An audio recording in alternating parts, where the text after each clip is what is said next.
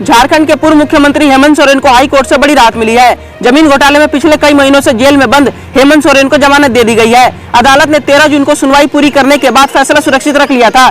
Justice R Mukhopadhyay की अदालत ने शुक्रवार को उन्हें जमानत प्रदान की है।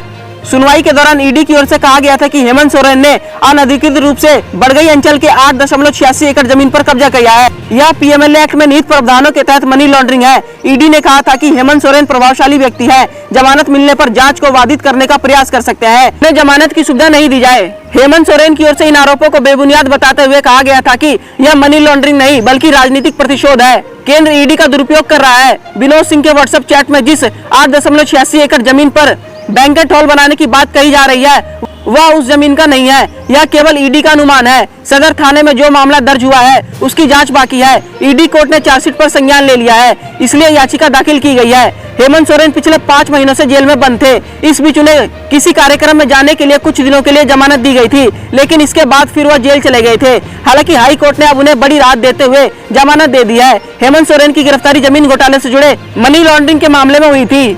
इससे पहले 10 जून को हुई सुनवाई में हेमंत सोरेन की ओर से पेश वरिष्ठ वकील कपिल सिब्बल ने दलील दी थी कि सोरेन पर जांची के बारगन क्षेत्र में 8.86 एकड़ के भूखंड पर कब्जा करने का गलत आरोप लगाया गया है और यह धन शोधन निवारण अधिनियम के तहत अपराध नहीं बनता है, जिसके लिए सोरेन को हिरासत में लिया गया है। ईडी ने आरोप लगाया था कि भूमि दस्तावेज में फेरबदल किया गया और सोरेन ने मूल भूस्वामियों को जबरन बेदखल कर दिया है। सिब्बल ने जवाब दिया कि मूल भूस्वामियों ने तब कोई शिकायत नहीं की जब उनकी जमीन कथित तौर पर ली गई थी और ना ही अधिकारियों ने संपर्क किया। उन्होंने कहा कि जबरन बेदखली की यह घटना 2009-10 में घटित हुई बताई जाती है, लेकिन रिपोर्ट 2023 में तैयार की गई है। सिब्बल ने दलील दी कि यदि सोरेन के खिलाफ सभी आरोप सही भी हो तो भी यह जबरन बेदखली का दीवानी मामला होगा, ना कि आपराधिक मामला। उन्होंने दावा किया कि आपराधिक मामला सोरेन के सलाखों के पीछे रखने के गुप्त उद्देश्य से प्रेरित था।